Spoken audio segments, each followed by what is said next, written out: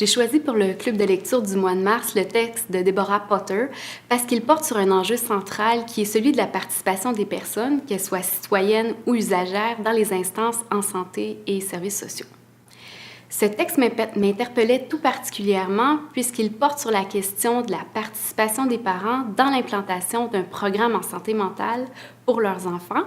un sujet bien précis qui rejoint mes propres intérêts de recherche sur l'implication parentale et l'engagement des pères et des mères dans les interventions de l'enfant, mais aussi dans la recherche d'aide et de soutien que ces parents entreprennent pour aider leur enfant.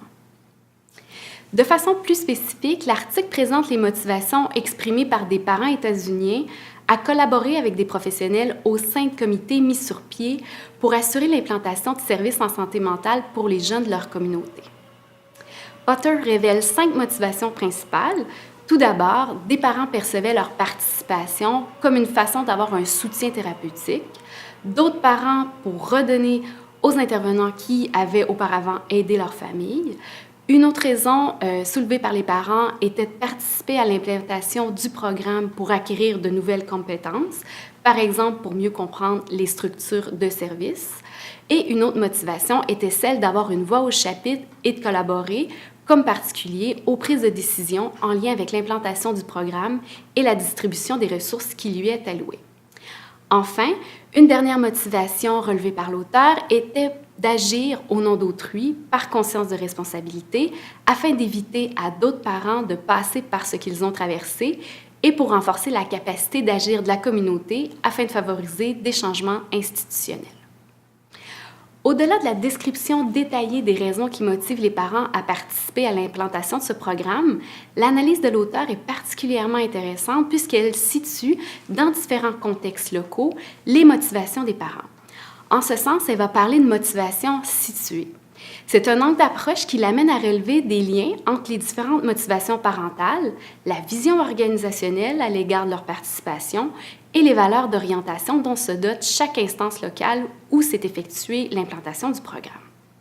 Par exemple, une vision organisationnelle de la participation des parents principalement orientée dans une logique de client-consommateur était pour la plupart du temps liée à la motivation située de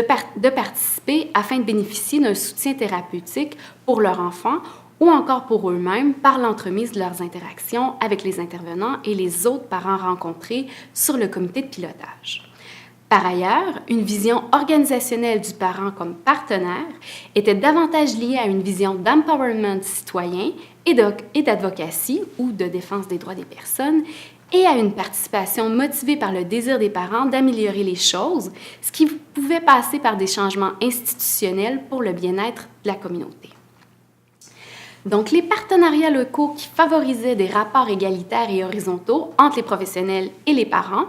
favorisaient également une plus grande participation de leur part, ce qui se répercutait aussi dans des motivations davantage de l'ordre du bien-être collectif. Par ailleurs, l'absence d'objectifs clairs et partagés sur la participation des parents entre les différentes instances locales générait un flou qui avait des implications importantes sur la façon dont cette visée de participation était mise en œuvre. Donc, les retombées des résultats apparaissent des plus pertinentes pour réfléchir sur la question de la participation parentale dans des instances ou des programmes en santé et services sociaux, puisqu'ils montrent comment, dans une dynamique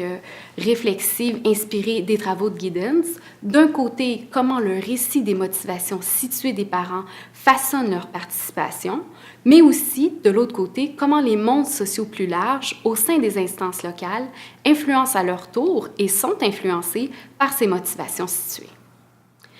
En conclusion, j'appuierai dans la foulée de Potter sur l'importance de bien définir de façon claire et partagée les objectifs et les attentes que l'on a à l'égard des participants,